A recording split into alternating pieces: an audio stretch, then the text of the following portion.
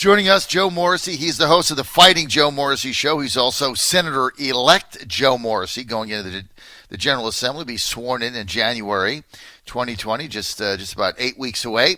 And he's joining us now. You can listen to Fighting Joe Morrissey Show on WJFN 100.5 FM, Tuesday to Friday, except when I take over a show, Tuesday to Friday, 10 a.m.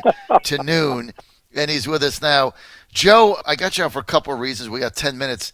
The first thing I want to do is get your thoughts on this impeachment situation. I know you've been following the hearings. You're a lawyer. You're not only a prosecutor for a long time, but you were one of the most successful defense attorneys probably in the history of Virginia. As you look at these impeachment hearings run by Chairman Adam Schiff, just overall reaction. My overall reaction is that beginning at the middle of day one, you already heard people, Americans, saying, I'm bored. I'm not interested. It wasn't moving them. First and foremost, let's be clear. If you're talking about take Trump out of it, removing a president of the United States who was elected by the people, you better have evidence of treason or a high crime. You don't have either here. I said in January of 2019 that January of 2019 that if the Democrats were intent on impeaching the president, they were barking up the wrong tree. And I was talking about the Mueller report then. And after a year of investigation, he was, for all intents and purposes, exonerated. Now they're going after the Ukraine situation, and I'm telling you, this is coming from a moderate Democrat. I've looked at the evidence. I've analyzed it. I've actually had some depositions that were made public. I've read the summaries of what folks have said who have testified before the select committees. I don't see the treason or the high crime. I don't see it there. And I'll say this, John. Just as your Republicans made a tactical error in canceling the governor's veto gun session this summer, the Democrats are making a huge error pursuing this impeachment inquiry. That's just the way I see it, and if you want me to explain why, I will. Yeah, I do, because one was made out of cowardice, and one was made out of overly aggressiveness. Obviously, we know which is which, but go ahead and elaborate on that, Joe. All right. First of all, can I just tell you what really irritates me? I am so tired of hearing about everybody that was listening in on the Zelensky-Trump conversation in July of this year. How many people have ears to the phone? I am tired of it. I was listening in. Let me tell you something, John. If I speak to somebody on the phone and then halfway through the conversation I find out that another person or persons are listening, I am upset. Don't ever do that to me. But in this situation, we've got 16 different people listening in, all formulating an opinion. And then you had this gentleman yesterday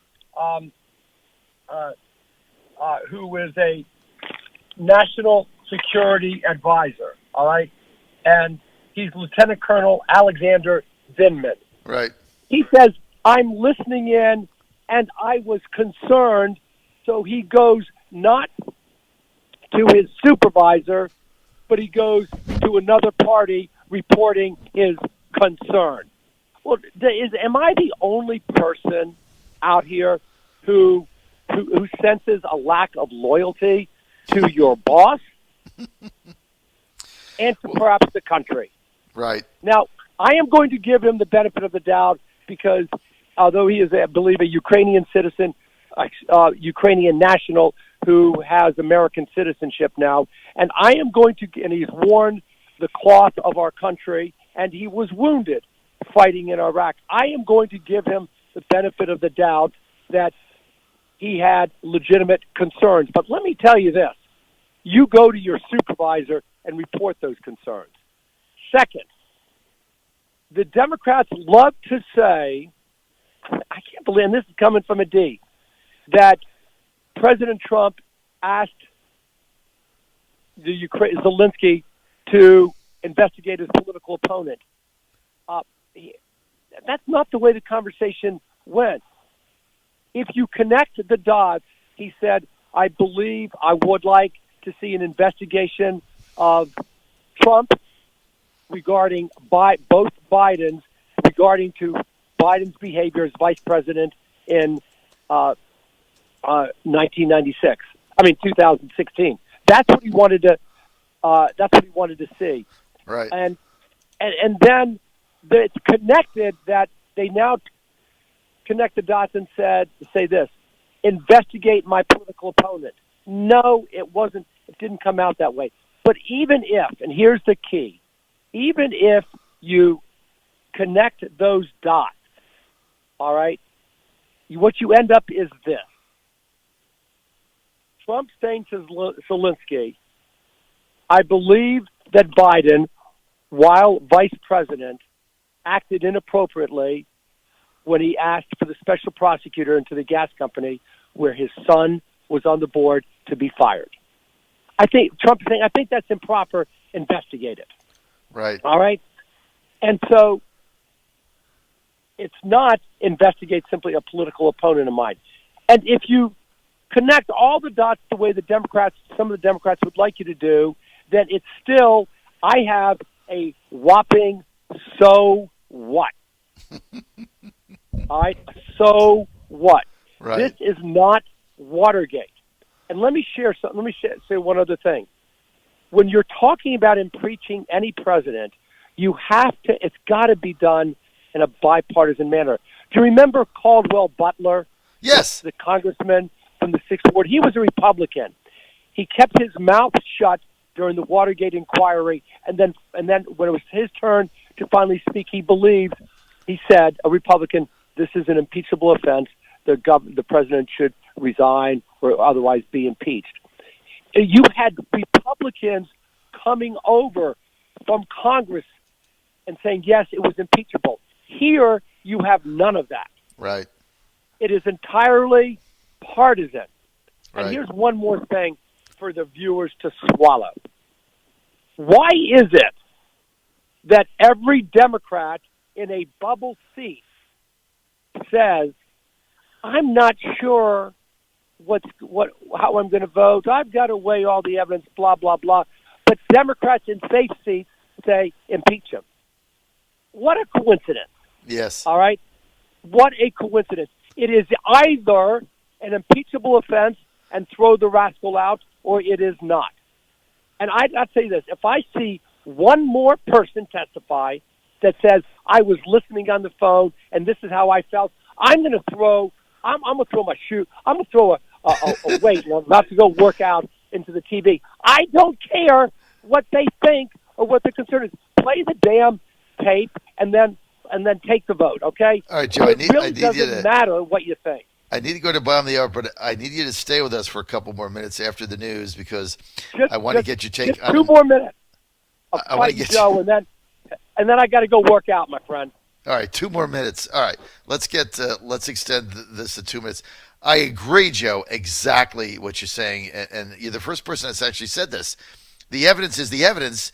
So if you're in a safe Democratic seat or you're in a competitive Democratic seat, why are the people in the safe seats for impeachment and the ones that are in the competitive seats still weighing it? I mean, the evidence is the evidence.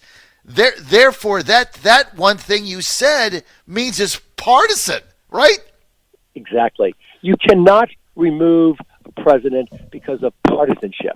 If you want to you can do it, but you know what it's called? An election. Yeah. Not an impeachment inquiry. Right. I'm Joe Morrissey, and that's how I feel about it. All right, Joe. Thank you very much. On your show today, are you going to get into? There was a big article on you in the Free Beacon, not on you, but you were in the article. And Dick Zaslow calling out Michael Bills in Clean, Virginia, and Dick Zaslow saying Virginia is not for sale, and they were trying to get Eileen Fillercorn ousted. Are you going to talk about that on your show today at 10 a.m.? And Dick was right. Dick was right. All right. Well, I can't and then wait for that. Then I'm going down to the Senate caucus, our Senate meetings in Harrisonburg, and then I'll have a guest substituting on Thursday and Friday. But yeah, I'm going to talk about it, and I saw the article, and I'll definitely reference it. So, all right. Hey, listen, let me leave this thought with people. Go ahead. Can we have some semblance of loyalty in this country? Can we return to that? I value due process, I value loyalty, and I value following the facts, not so much value rhetoric. I feel better that I've now vented, John. Where's your Senate, your Democratic Senate caucus meeting in Harrisonburg? Where is that being held? In Harrisonburg. No, is that a hotel or a resort? I'm sorry. Some hotel. It's where the Senate Finance Committee meets each prior to going into each session. All right. Well, that'll be fun. Good luck at that. Say hi to all your new Democratic Senate caucus friends, including Dick Sazwa. Hope you get a good committee assignment, Joe. John Fredericks Radio Network. Joe Morrissey going to the state Senate. It's a beautiful thing.